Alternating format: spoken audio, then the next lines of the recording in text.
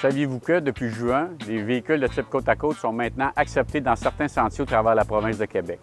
Avant de faire l'acquisition d'un véhicule de type côte-à-côte, il est important de vérifier plusieurs éléments. Que ce véhicule-là soit un véhicule de 4 roues motrices, muni de pneus à basse pression, parce que le décret le précise, que ce véhicule ait des portes, des filets pour la sécurité du conducteur et de son passager, et en plus que le passager ait une poignée de retenue qu'il puisse atteindre. Donc, il est important de comprendre que le passager doit pouvoir toucher à la poignée de retenue.